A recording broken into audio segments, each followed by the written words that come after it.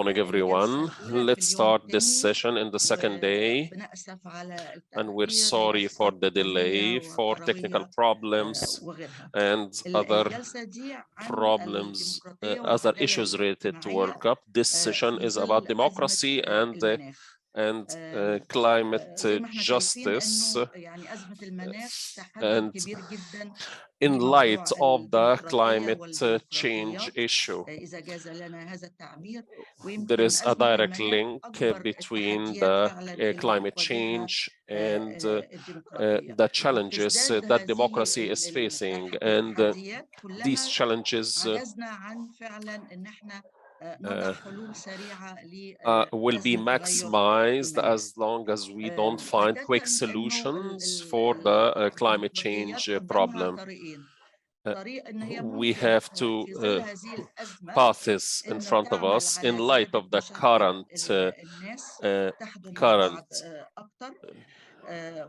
risk, which is either to allow people to participate and change the ruling regimes, which is a very hard path. A second path is related. On the other hand, we have the regimes becoming more oppressing and limit the freedom of the people and violates human rights. Of course, this is governed by the capitalism and the world, the material world we're living in doesn't allow people to participate, and this exasperates the problem we are facing, and doesn't allow vulnerable groups as like people, indigenous people and women to participate in these in democratic efforts, because it's all about the power. When it comes to climate change, it's all about the voices that are being heard. The loudest voice wins. Today we have 5 speakers at least. We will start by the first speaker. Being agree with the remark made by Dr. Taha Tantawi on the question of how can we approach this immense challenge we have in front of us. If we do it only on geographical way, I think it's a limited perspective. In my intervention today on the question of peace on climate change, this is clear also. In the way we must, I think, analyze how capitalism works today, how imperialism works today, the new way of colonization works today, related with the extraction of fossil fuel, related with the war, related with the center of powers of the world, which I think is a more complex analysis. Let me say you only, Dr. Taha, that some weeks ago, Roland and I, we went to the WTO, the World Trade Organization, make a seminar there. And the general director of the World Trade Organization, which is a woman who directly defends capitalism at the core, he also used this idea of developing countries, developed country, North and South, as it was only a division of the world between North and South in a simplistic way. So I think it's our task to make the debate more complex or more complicated at analyzing capitalism as it is today. Let me start the question of the peace is at the center of our world today, because we are at war, not only in Ukraine, in different parts of the world, of course, but I will focus also in the Ukrainian war of the consequences of the war in Ukraine, because it has particularly impact on the debate we are having today. Let me ask you, some of you who have been following the COP27 negotiations, because I read that even in the first draft of the COP27, it was admitted that there is a risk of stepping back in the struggle against climate change because of the energetic crisis coming from the Ukraine war, which is obvious, by the way, so obvious that it was, as I read in some of the draft of the COP27. This energetic crisis coming from the Ukrainian war is not directly by the Ukrainian war. I think it's something that we need to analyze just a little much better about it. The question of the Ukrainian war, the first thing is that revitalize NATO as a military agency to rule the world. And this is a problem. Only 2 years ago, the president of France, Emmanuel Macron, declared the death of NATO as a useless organization. Now it's at the center of the military decisions in the world again. And this is a problem, a huge problem, mainly because all of you know that NATO is not a democratic organization, but is also following the orders coming from the White House in the US. So it's like the US is coming back again, in my opinion, imperialist way, understanding not only the question of taking all the decisions related to the war in Ukraine, but also on the question of the energetic crisis. All of us, we know that the military sector, if we put all the military sector in one package, it will be the 4th country in the world emitting CO2. So the military industry is a climate killer and is out of the negotiations. The military industry is out of the accountability of emission of CO2. Because the question of security is always a secret question in all countries of the world. But the problem with, we are going to talk about the question of relation with the war or military imperialism, or war on energy. Not only, for instance, we started this claim blood for oil in the Iraq war. Now we're talking about blood for gas. The question of Ukraine, I mean, it's clearly linked with the question of the energetic problem. It's not only that I had to say the wars we have today, but there's a lot of studies who demonstrate that if climate change accelerates, it will provoke more wars, particularly in Africa. In Africa, because there will be a second scramble for resources because of the climate change. And that means that a new area of some kind of new imperialism could come back to Africa again in this scramble for resources accelerated by the climate change. So it's not only because the war and the military industry exacerbated climate change, it's also that the climate change also will provoke more wars in the future, particularly in the scramble for particular resources. Other of the problems, huge problems we have, we need to face as climate change movement is the NATO demands or order the increase of military expenses in the NATO countries to the 2% of the GDP. That means that most of the countries who belongs to the NATO alliances increase their military expenses. In a moment we are in crisis, this is completely immoral, but it's happening. So it is clear that we took some 2% of our national budgets and put in the military industry. It's clear that we are going to take this money out of health, education, or climate change mitigation measures.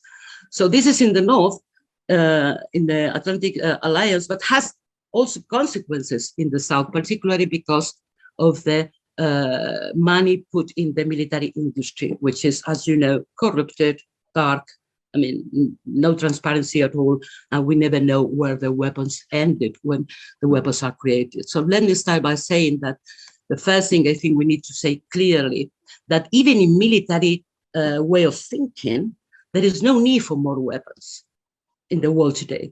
Actually, there are plenty of them. We have weapons enough to destroy the planet 30 times. So it's not a question of increasing the military expenses to have more weapons or better weapons, because it's not, there's no need, even in military thinking way of thinking. I'm pacifist, I don't want what, but it's just only to give back the argument that we don't need to put more money in the military industry, not only because of the climate change or killing lives, but also because it's economically completely unnecessary to do so. So what they are doing is, I think we are, I mean, the war in Ukraine, as different wars, open something really terrible. First is because a war is considered by the governments a priority. So the other agenda has a step back. Climate change, women's rights, workers' rights is a secondary thing. The war is the primary thing. And this is a problem for all the social movements, not only for climate movement, but all of them, particularly women's movement. Because the war imposed a narrative where the men of the psychosis, the violence is acceptable. Is that the idea that killing others meaning that others is the enemy. So the idea of dividing the world between the good and the bad guys, the people who has the right to kill the other, the different, the white, the enemy, is psychotic and is very violent. And this is completely the antagonism of any feminist agenda. And of course, it's antagonism at the same time of the climate change structure, because capitalism today is imposing a narrative where psychosis and violence are justified because of the question of the war. And this is completely against our interests. The two consequences we have facing because of this war is the cost of living crisis, as we call it in Europe, which means an unprecedented way of inflation for the working class. I mean, not only in Europe, all around the world, we have seen the price of energy have provoked that the working class have suffered 10%, 15%, 17% of inflation, which is directly means that we are poorer, 10%, 15%, 17% poorer than the year before because of the question of the war.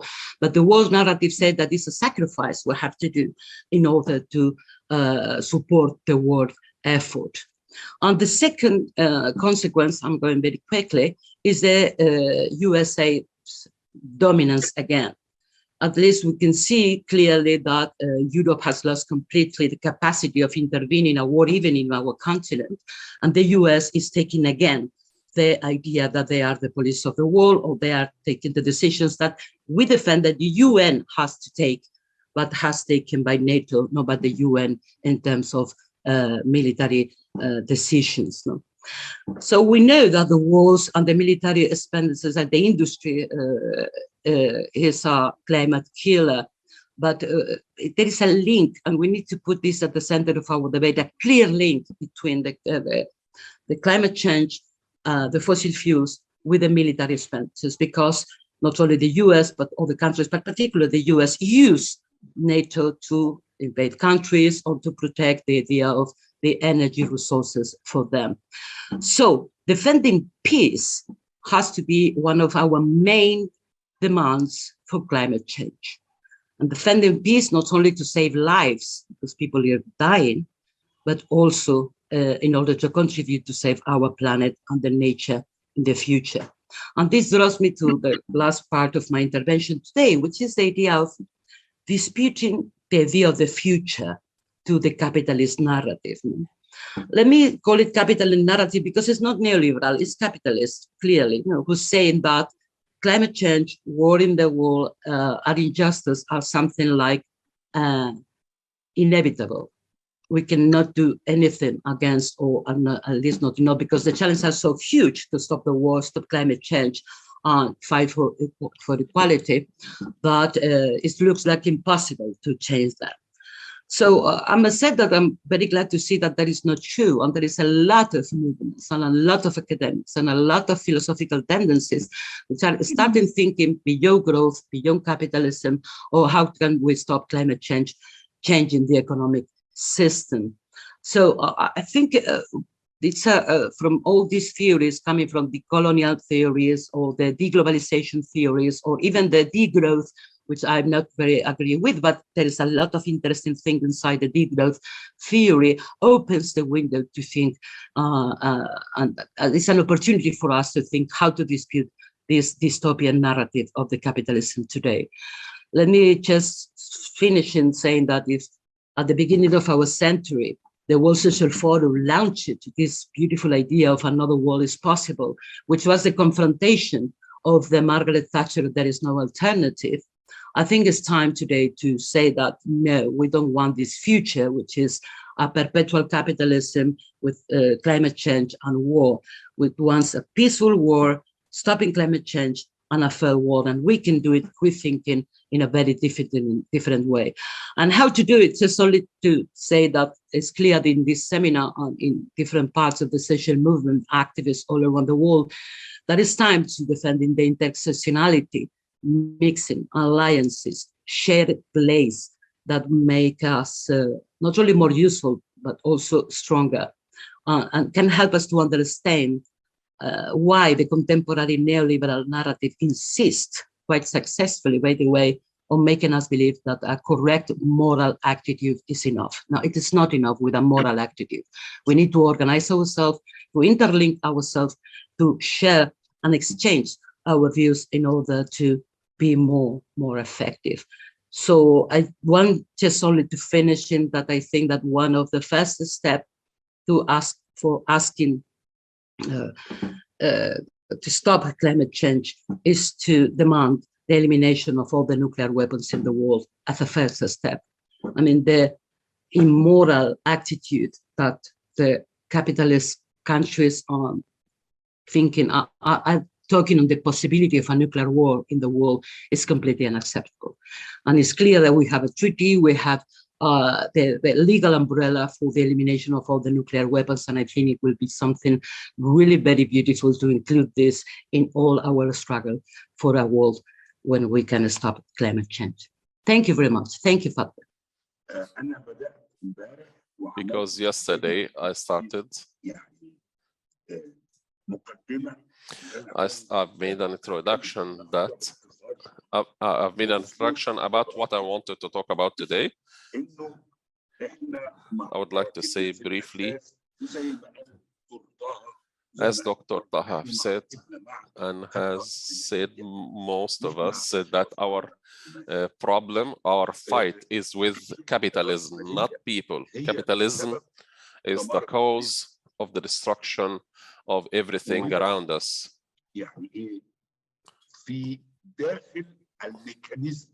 And this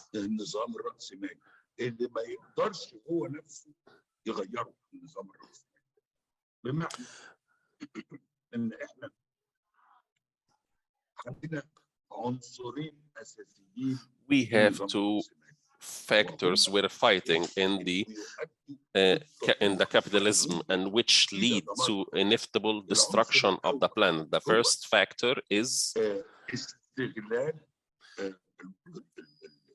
exploitation of natural resources. We're not talking only about fossil fuel. We're talking about all other natural resources. And the second point is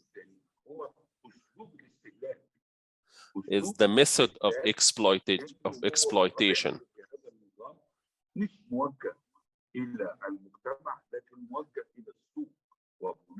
which is not only directed to society, but to the market itself. He's breaking up, which exasperates the problems of the society.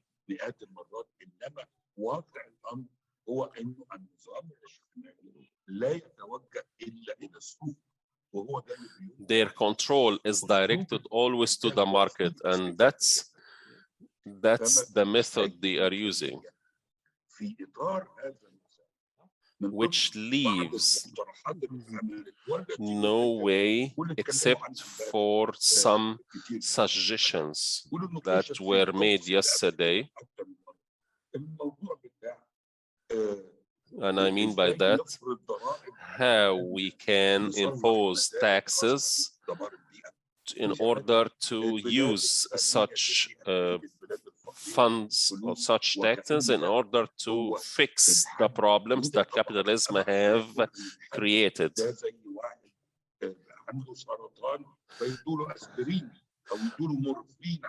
Otherwise, but more or less, it will be like somebody who a patient who has cancer, and you're giving him aspirin.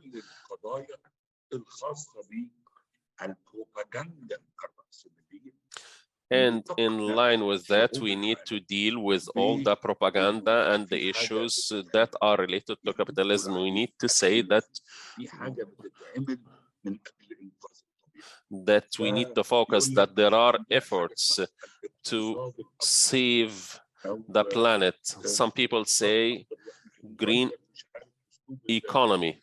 We need to fight the spread of lies spread by the capitalism, saying that the solution is to turn into green economy. This is not the solution. If we analyze things on the economical level, we may find that batteries of electric vehicles may also destroy the planet. So promoting green economy is a bad idea. It's a propaganda by the capitalists, by capitalism. It will also destroy the environment. And I think yesterday during the session, there was this profound talk about taxes and how they should be imposed on trans-border corporates and intercontinental corporates. In my understanding, this is, even though it's a good solution, it's a tranquilizer, but it is not a solution in itself.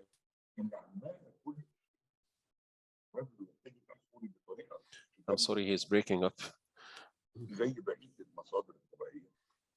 I need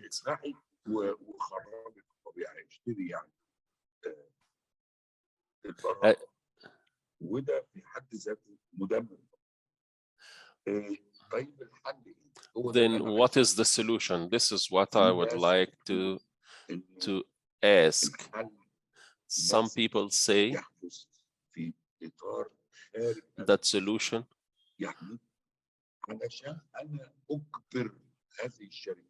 for me to be able to oblige these corporates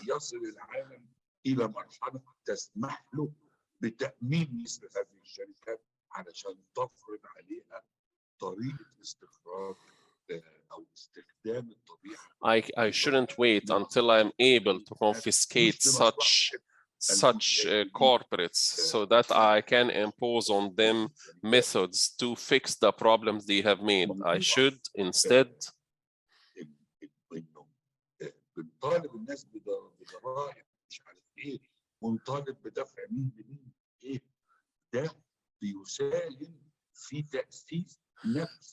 no, I should be able to confiscate such corporates so that I am able to force them to use certain to pay in order to fix the problems they have created. However, if I only stick to my asking them or demanding them to pay taxes, this may not happen. I think part of the problem is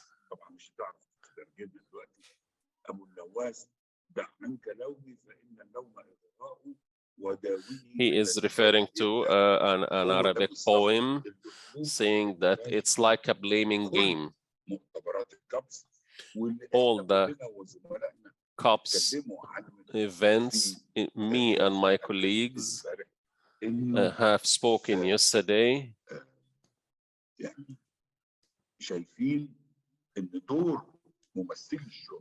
We spoke about the role of the representatives of the people is decreasing, and we are being eliminated and marginalized.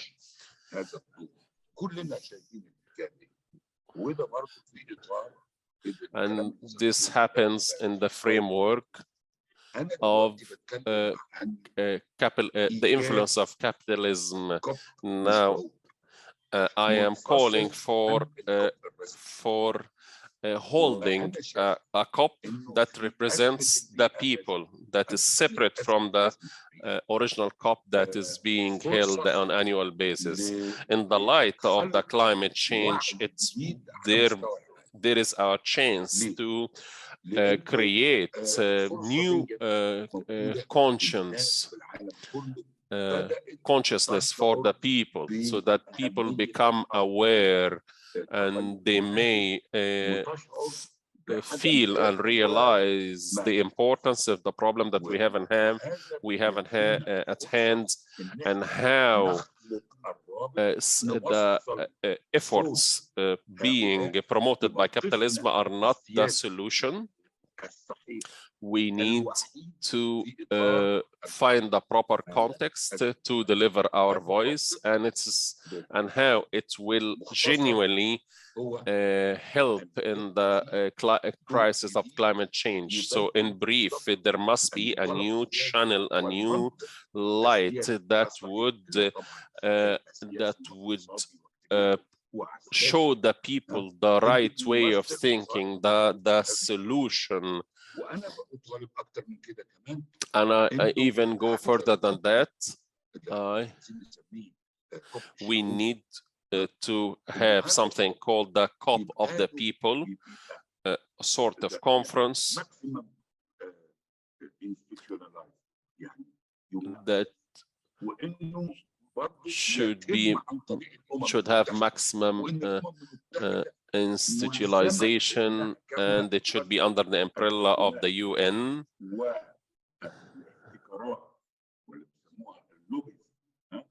And this should be free from the lobbies.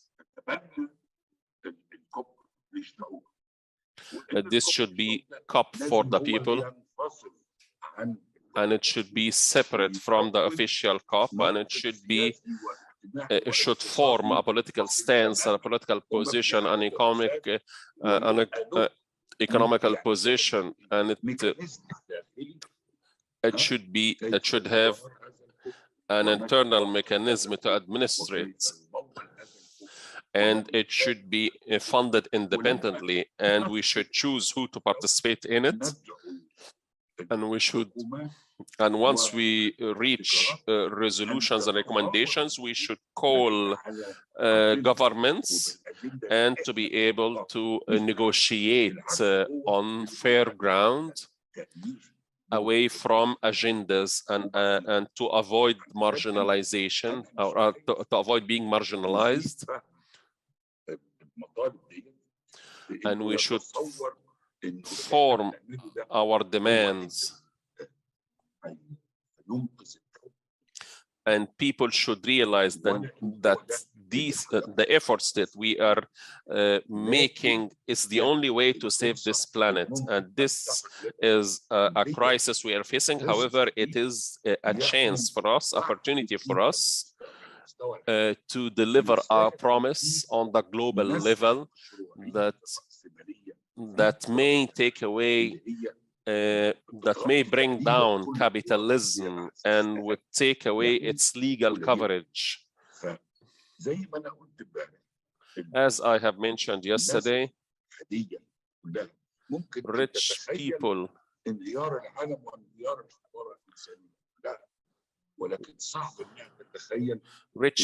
can live with the deterioration of the whole world, but they cannot accept the idea of capitalism losing its momentum. We need to make people aware of the danger we are facing, and to make people aware, the people of the world aware, that there are solutions, actual solutions to the problems that the planet is facing, and we should be the ones who tell the people that here is the problem, these are the proposed solutions, and they are actual solutions. As for the aspect of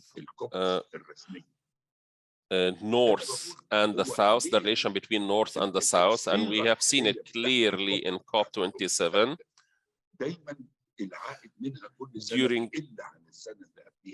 During COP, the annual COP held by the UN, whatever recommendations are being made, they are always less than the previous year, because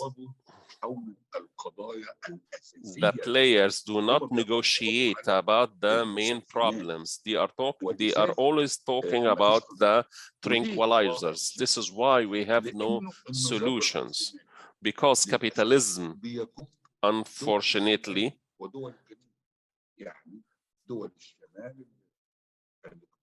gives power to the North through their economies, and the southern countries, let's say most of them, during the Cold War, we were called, the countries were divided into the first world, second world, third world. Now we don't follow such classification. Now we refer to as the North and the South, and we mean by that the central capitalism and the secondary capitalism. Mamdouh, you have 2 points, two more minutes. The countries of the South, or the developing countries, or those who are deprived from their wealth, are administered, are ruled by capitalist systems that are following the countries of the South. This is why negotiations do not go anywhere, because the follower is negotiating with the one whom he follows. This is why we need to call for a COP of the people, and we need to support this idea. Right now, we are trying to advocate among many organizations in order to have a momentum, to have more weight, so that we are able to approach the UN, and perhaps then negotiations. Thank you. I'm speaking from Lahore. I was at COP27 for a few days. Now, the situation in Pakistan, I can bring you some of this, which has really made one of the worst disasters we ever experienced in Pakistan. And this time it really shows that the capitalist system has totally failed to solve some of the basic problems, let alone they can solve the issue of climate change. They have exaggerated it. They have been responsible for it. And Pakistan also is at this time trying to use all the fossil fuel, including the energy made by coal, which is another issue which we are raising in Pakistan, that we don't want to use any fossil fuel, including gas and oil production of electricity. And electricity has become very expensive because of IMF conditionality, which has been loaning Pakistan. And the main conditionality was how you are going to pay. So the easiest way was to raise the prices of gas and electricity. And that has made the lives of many like us miserable. So there are less wage, there is less wage, more electricity bill. That's the condition of many homes at present time. So we see all these capitalist institutions like IMF, World Bank, and putting a pressure to take loans on their conditionalities. So we are also demanding a total abolition of debt from Pakistan, and that's a campaign we have launched already a few years back, when there was earthquake in 2005, and then there was devastating floods in 2010 and 12, and now again the same. So these are some of the issues we are raising, and I think the way they have behaved in Cairo, we were watching this, and we are totally with Mamdouh Abbasi ji and our comrades in Cairo. And let's build our people's solidarity in future. Let's build those ties, and this should not be one-off, and it should be a regular event, and we can really build a stronger movement being together. Thank you. Hello, everyone, and thanks for having me join you. I'm just arrived in Strasbourg yesterday. I was at the COP for the past 8 days for the final week, basically, as part of the European Parliament delegation. We go every year for the second week, the ministerial week, and that delegation is composed of MEPs meeting with other delegations, other negotiators, members of parliament, different institutional players. And we basically have our own mandate, which is the European Parliament resolution, which we voted in October. And we basically try to support the European Union mission negotiators there, kind of through soft power and following the negotiations and pushing our priorities.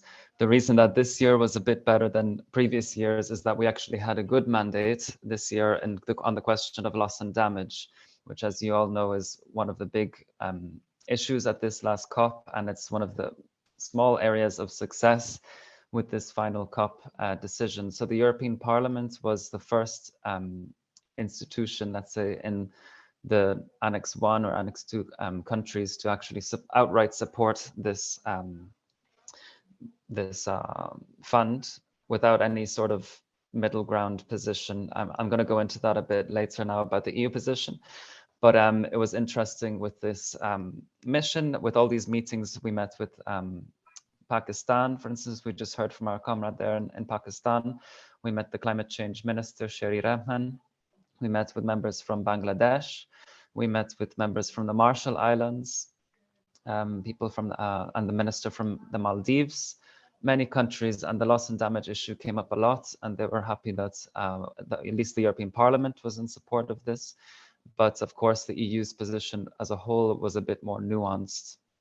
So maybe I'd like to talk to you a bit about this before maybe talking about what key takeaways we have for where we go from now, because we have a COP decision. Things start to wind down with the attention at this stage in the COP, and then we usually are in stalemate for a few months until things heat up again for the next COP. So I just want to talk a bit more about this issue of loss and damage, and then the rest of the COP outcome, and then what can be done. So as you know, that loss and damage fund was something that has been called for many years now. It's 30 years been pushed by the G77 in China, and has only recently kind of made a bit of space at the COPs, and this year with it being on the agenda for the first time. The EU's position has always been very reluctant for establishing this. We need to not beat around the bush here, because the EU likes to very much say that it is a positive player in the global fora on climate, but it's not true at all when it comes to loss and damage. It is only this year that we've had some movement. So in the last COP, at COP26, it wasn't very much talked about, but it needs to be very much known that the EU played a negative role in the discussions on loss and damage. The outcome of that, as you know, was just about establishing a dialogue, the Glasgow Dialogue on Loss and Damage, which is just a talking shop, of course. It's just about talking about what can be done. This year, a bit of a nuance came with a campaign, basically, in the past year to really push this issue, and it's been really great to have the G77 really advocate for this non-stop to make sure that it was on the agenda. Very last moves to get it onto the agenda, but it made it. And the tying of the issue of loss and damage to mitigation and adaptation, I think, was key.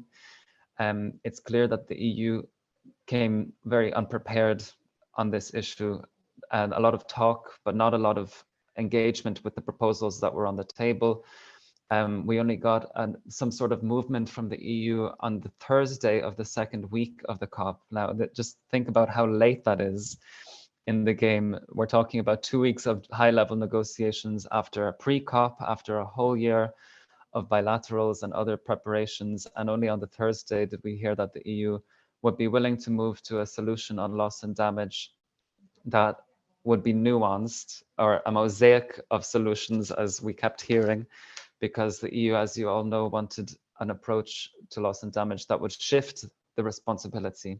We all know that loss and damage is an issue about righting a historic wrong. It's not just about financial transactions. It's really a question of justice. But the EU really was trying to look at this bridging the divide between the completely reluctant USA and other developing countries calling for action. So what they proposed in the end, and luckily it wasn't actually in the final text, was some sort of broad donor base, which is to try and broaden the historic responsibility and look more at major emitters currently, which is a different approach, loss and damage, and also look at innovative financing. Now, this is probably still where we're going to land when we start fleshing out the details at the next COP and the next year. Basically, there's so much work to be done on this issue. As you know, the decision is only a political commitment to establishing a fund, but all the details have to follow. It's not going to be easy. It's going to be the same fights we've had previously, and it's going to be require a lot of monitoring and a lot of advocacy to make sure that an actual effective fund is established, that it's financed, because we all know that that's the big issue, is actually putting money in the pot, and that it avoids these kind of geopolitical fights, and it is very much dedicated to helping the most vulnerable with building back after climate disaster. So all these details have to be established. COP28 will be a big deciding COP, and we know that there's a transitional committee going to be set up to do some of these details. We know that the UAE and Egypt are going to be permanent members on this, and that there will be, that's not really that great, to be honest, but yeah, there's going to be a lot of work being done here. So the whole issue of loss and damage, we need to be very vigilant. We need to campaign on it still. It's a victory that there's political commitment to it, but we need to spend the rest of the year still talking about this issue and build alliances and do a lot more work to get some results here. I wanted to also tell you all about the human rights situation in Egypt. You're all fully aware of what's happening there. But as part of our delegation, we also met with some human rights campaigners, people who have been imprisoned arbitrarily, people who have been intimidated, their houses raided. You all know the stories and the situation, but luckily the product of these meetings was thankfully that the European Parliament would now do something to actually comment on the human rights situation in Egypt. This week we will be voting on a resolution on the human rights situation in Egypt. So that is some sort of movement from the EU. I want to also let you know that us on the left, so my role is a policy advisor on the Environment Committee in the European Parliament for the Left group. We really want to keep working with all of you and advocating on the COP well in advance of it. So one thing we would like to do is possibly organize a big counter COP in Brussels. I know there's always other initiatives happening across the world, but we do not want to be sending a big delegation to the UAE, which is going to be a terrible presidency. Let's be honest, it's not going to be inclusive. It's not going to be in any way a good player in terms of the COP negotiations. Egypt had been an absolute disaster. The civil society participation was so limited. There was such a sense of intimidation, even in the COP Blue Zone, which we know is policed by UNFCCC and not the Egyptian authorities. The UAE, we expect it to be just as bad. So we feel there's definitely a need to have some activism within Brussels and decentralized, as we're saying in well, the next panel. But we really want to be doing a lot more on global initiatives for climate justice and also peace. We need to be merging the peace movement with the climate justice movement. No war. We need to be really proactive on this. So one of our ideas would be to do something big. We'd like to invite you all to engage on some ideas about what we could do ahead of the COP, and particularly since we're based in Brussels, we'd like to be doing something there. Also to be focusing our attention on what the EU could be doing, because we need the EU to actually engage well in advance on these climate issues. So much happens in the midnight hour at the COP, but a lot more can be constructively engaged with discussed proposals on the table if we have a proactive players at the COP. If we have players that actually comment also on the human rights situation and don't turn a blind eye to this. And if we just get some movement well in advance and not just kind of sketchy last minute movement at the end. So that's what we would like to do there. Just as I mentioned about the presidency, what we saw at this COP is also that the role of the presidency at the COP is so important. So we saw at COP26, the COP decision very much reflected the UK's direction on the COP. Now, the UK is not at all a progressive player, but we saw at least that there was something on this coal phase down, which is still good, even though it's not at all commenting on the whole fossil fuel situation. But if you look at the outcome on this question, I think someone's microphone is on, sorry. If you look at this question on fossil fuel phase outs, it doesn't feature at all in the COP decision. We're actually just repeating the exact same position from last year. So the zero building on top of the last COP in terms of climate ambition, in terms of actually delivering on 1.5. It's a recycling of the exact same language from the COP decision, which is exactly what Egypt wanted. So the COP presidency, we were learning more and more, is playing such a powerful role. The UAE, we know, had the largest delegation at the COP this year. A huge amount of those are certainly from the fossil fuel industry, and we know where their interests will lie in terms of any sort of fossil phase down or phase out for that matter, which is what we really should be talking about. On the section that we have on energy in this COP decision, we're talking about low emissions. We're talking about enhancing clean energy mix and including low emissions as well as renewable energy. So this, of course, is a text that actually, from the perspective you look at it, could be endorsing gas, could be endorsing accelerating fossil fuels. So it's really, we don't expect a huge amount of movement on this. So what we need over the next year is a movement that's calling specifically for national players and all sorts of players to actually be phasing out fossil fuels.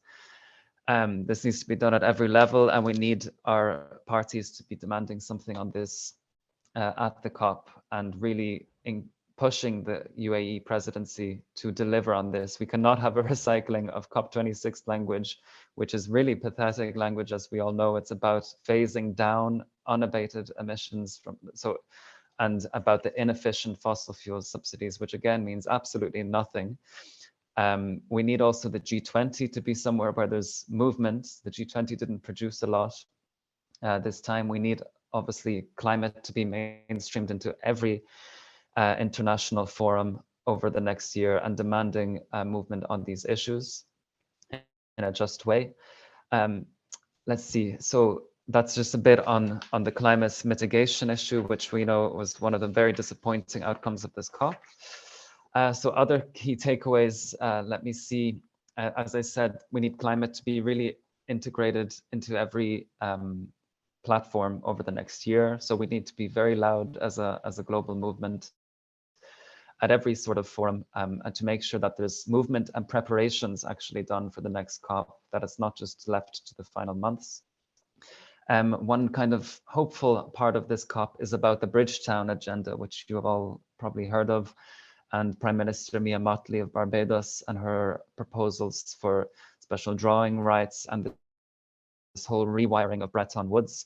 This is something we need to be really advocating and pushing for. It's actually something that's catching on, which is good to hear. We'll see where it goes, because it all depends on what's done in the next fora, what's going to be done at the World Bank meetings and the IMF as well in the early months of next year. Where else can we be talking about this, and where else can we be pushing on this? We need to be very active. And this is really where we would get transformational change, because as we know, international funds are not filling any gap. We have a huge lack of adaptation finance in particular, which is really not going, we of course know it's not going to be filled with private finance. It has to be coming from some sort of actual mobilization of funds. So all this work needs to be done in other fora. We need to look at beyond the UNFCCC. And the other thing is about the connection between democracy and changes in politics. As you know, the international political agenda is very much about domestic politics. So when we saw a new government in Australia, we saw big changes there. There's a huge amount of hope about Brazil now with Lula. We need to really be supportive of what's going to happen there.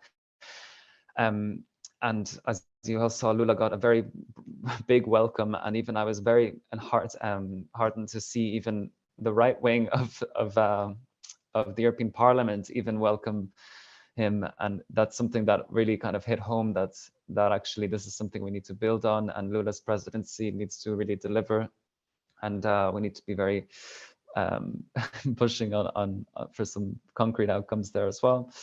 Another thing we've been calling for is about reform of the UNFCCC process on decision making, because it's really a mess.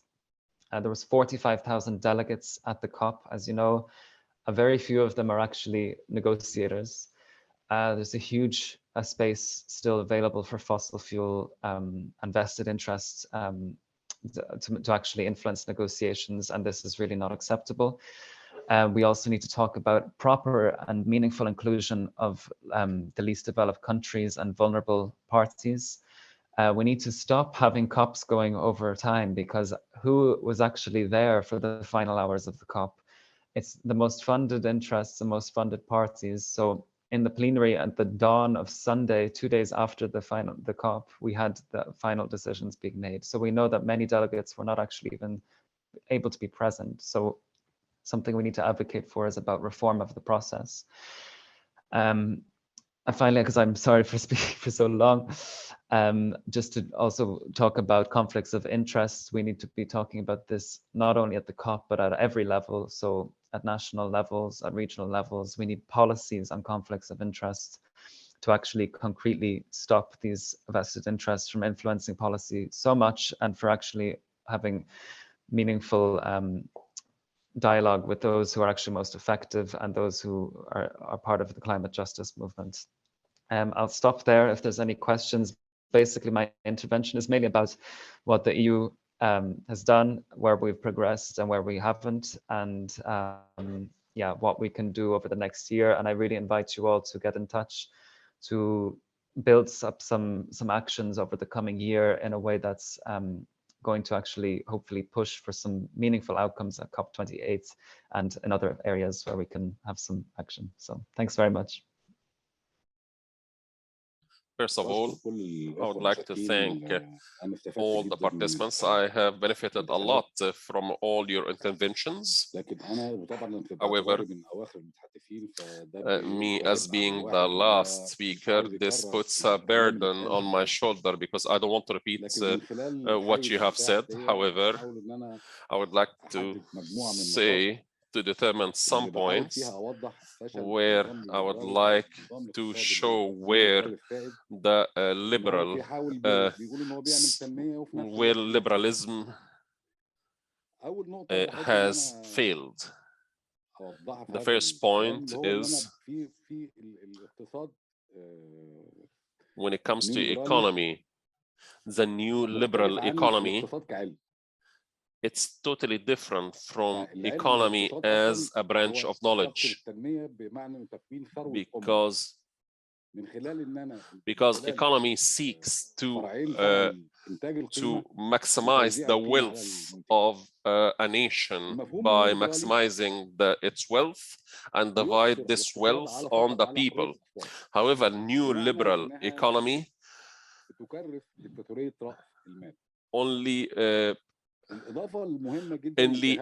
allows the accumulation of capital, which means that goods are always priced.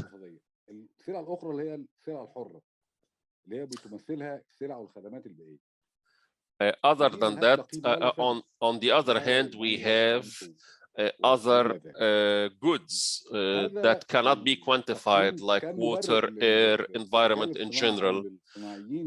This is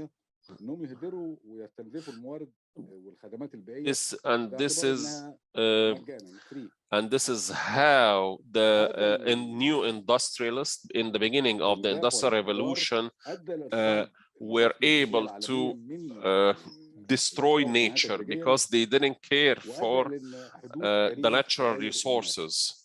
And this has led to the crisis we are facing right now, which is climate change. If we continue this way, this means that the planet will be destroyed. The second point I would like to talk about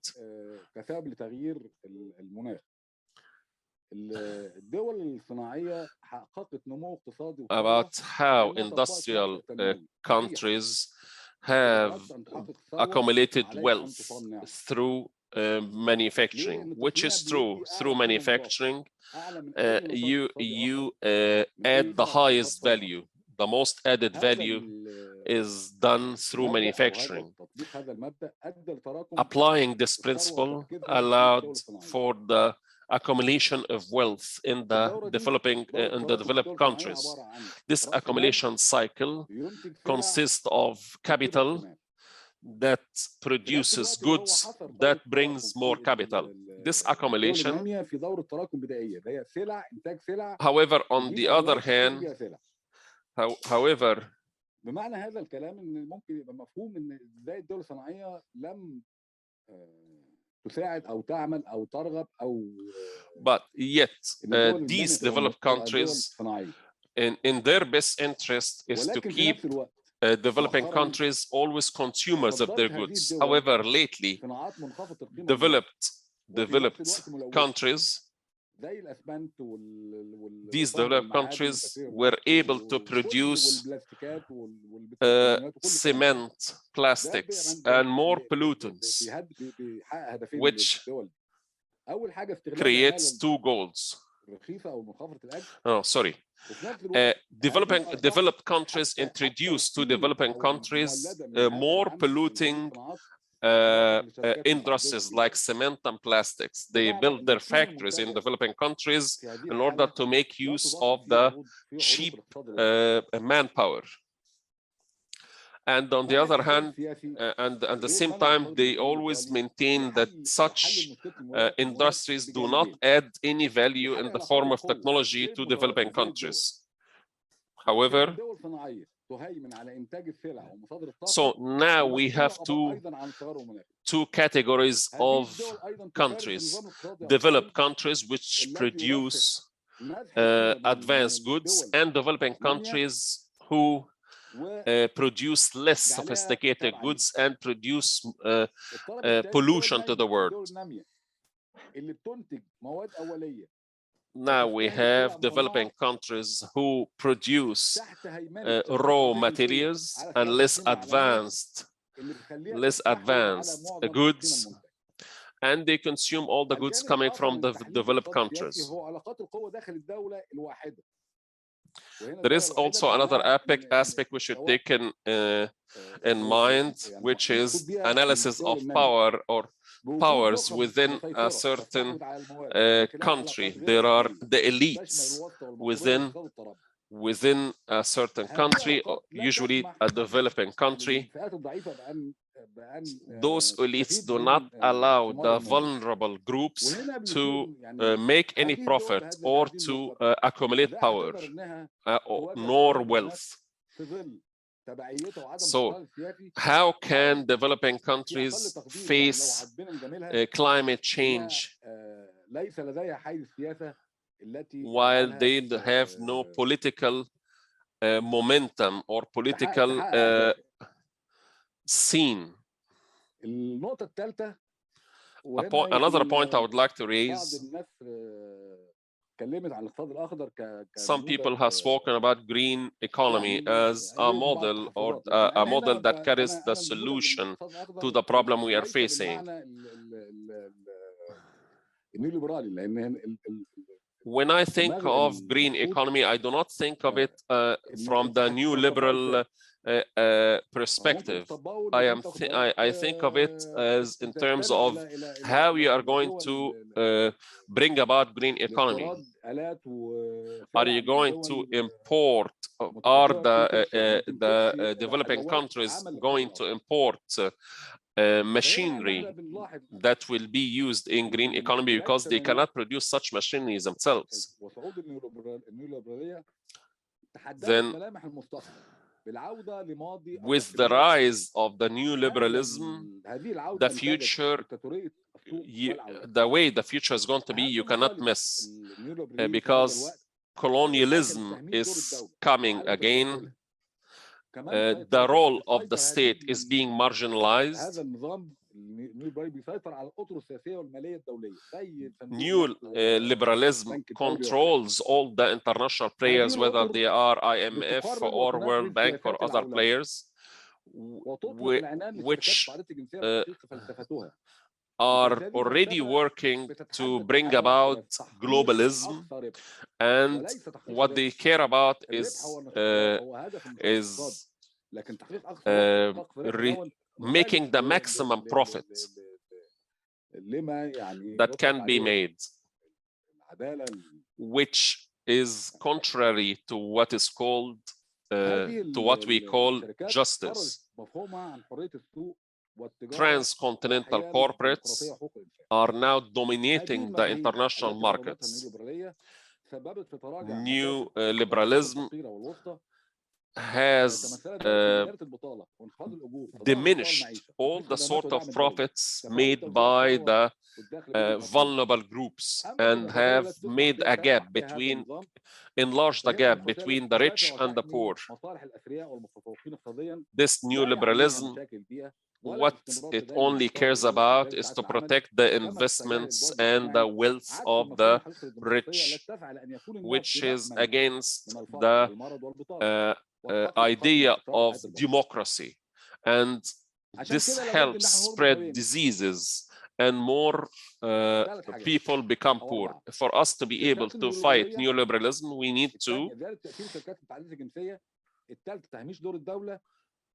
neoliberalism aims to deprive the individual from his rights, and it diminishes the wealth of the poor, and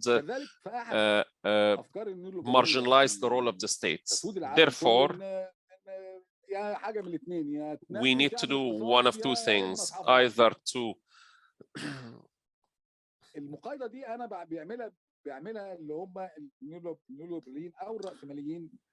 so at the very end, you have two choices: either to make development or to protect the climate. This is what neoliberals are doing, because development, and from their perspective, means accumulating power, even if they destroy the planet.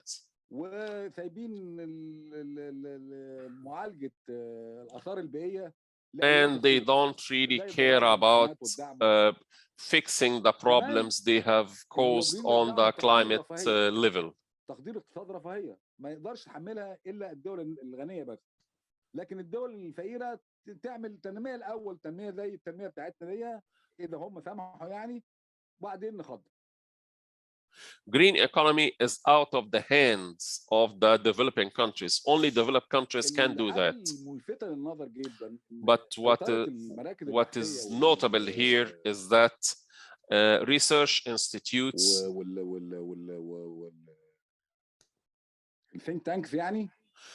research institute and think tanks always call developing countries not to pollute the environment, while the developing countries are only responsible for this much of pollutants and emissions. So they're always telling us not to use machinery in the field of agriculture, so that we don't produce emissions, and we should move to green economy and green energy. However, at the same time, developing countries do not have the required machinery or technology to move to green economy. let alone that such machinery is very expensive, and the know-how of making green machinery is protected by intellectual property. So if you really want to go towards green economy, you should buy such machinery from us. This is no excuse. We cannot say, we are not saying that we should keep as the developing countries our path in the brown economy. But the important thing is, but the important thing that new liberals are ignoring is that they do not link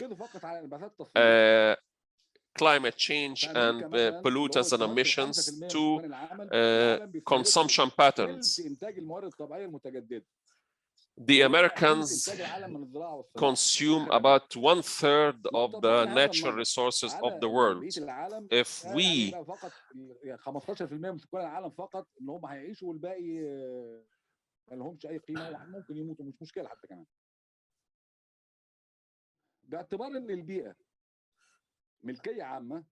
if we say that the environment is a public ownership, whether on the regional or the national or the global levels, and it requires that each one of us to protect it.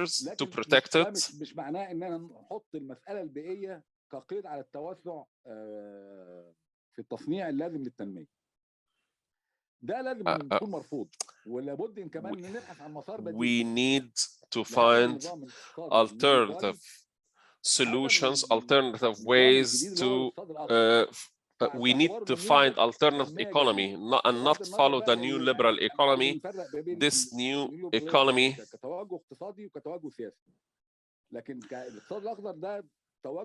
green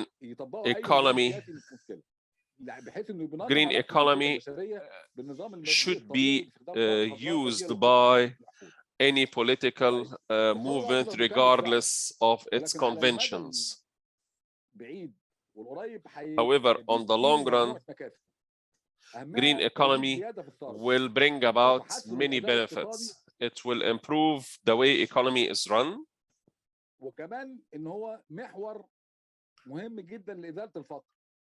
And it will be it will have a pivotal role in decreasing poverty.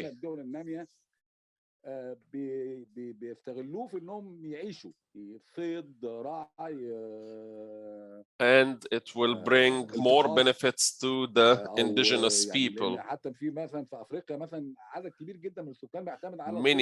Many African people live on hunting of prey. So if we lose forests, these people will be affected. Their way of living will be affected. Dr. Ahmed, you have only 2 minutes in front ahead of you. So to be brief, اللي بعديها ان في عندي ما يسمى بحاجه ما المحاسبه الخضراء. We have something called green accounting because مدى استنزاف النشاط الاقتصادي الموارد الطبيعيه. The national GDP doesn't show how much natural resources we consume, and it doesn't protect the ownership of the vulnerable people. So green accounting takes in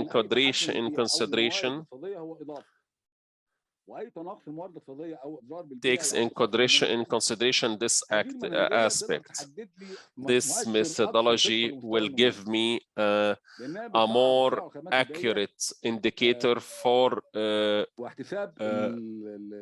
the development ratio, because it calculates the environmental impact, whether by positive or negative. This green accounting gives stakeholders a more comprehensive approach towards protecting natural resources ايضا الاقتصاد الاخضر كمسار Moreover, التنمية الشاملة. green economy as الدول النامية trajectory بشكل عام بتتحمل is important since developing countries ملهاش bear the بديل. ولكنها consequences في نفس الوقت تتحمل of things they تكلفة didn't التكيف. aren't responsible for, لكن and they have التحول to pay للاقتصاد for الأخضر it. بقى However, ونظام green الطاقة economy النظيفة towards cleaner بيديها energy فرصة and إنها renewable يبقى energy عندها allows developing countries موارد لان to الوقود have to الأحفور keep مثلاً their في أفريقيا resources. For بيمثل instance, 15% من fossil الواردات. في نفس fuel الوقت of Africa بيستهلك 30% من متوسط عائد الصادرات، وبالتالي تكون تكلفة التحول للأخضر أقل على المدى البعيد. the cost of بالإضافة إنها moving ممكن to إنها a تكون green economy in Africa في مجال will be الاقتصاد الأخضر اللي هو less جديد على سواء expensive على الدول on the long run. الصناعية أو الدول النامية.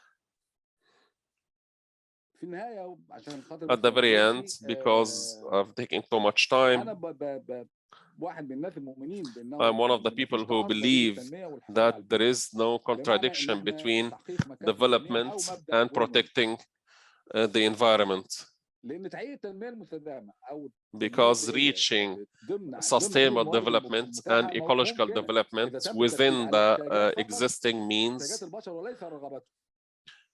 should focus لكن on the الاستمرار needs of the people and الوضع not their الحالي desires. But if we بالاستهلاك remain والإنتاج هتكون التكلفة consuming, if عالية جدا، وفي if نفس our الوقت التعامل مع الضرر البيئي هيكون صعب ومكلف. consumption pattern remains this way, the cost is في high. النهاية بقول إن فرض نموذج التنمية النيوليبرالي يعد نوع من أنواع الوصايا المرفوضة. مثله The new liberal بدعوى الحفاظ على البيئة. لأن الدول النامية قليلة التصنيع والاستهلاك، وبالتالي الأقل إصدارا للانبعاثات تتحمل developing تكلفة countries التغير are less يعني responsible بنقول إن for لابد من فرض ضريبة كربون CO2 على البيئة، emissions, على and المنتجين، therefore should pay وعلى less الاستهلاك. when it تقدر comes بحسب البصمة to الكربونية الناتجة عن التصنيع والاستهلاك when it لكل comes دولة to أو لكل بلد. mitigating climate change. يتم So if توزيعها we على الدول impose غير الصناعية carbon عشان تقدر tax تتبنى on ما developing يسمى countries, بالتصنيع this الأخضر. won't be أنا fair. آسف كنت This طولت carbon taxes وشكرا should be جزيلا. imposed on developed countries. Sorry for taking much time. Thank you, Dr. Ahmed, and your detailed explanation about green economy. This could be very beneficiary to us, and how you have pointed how you reach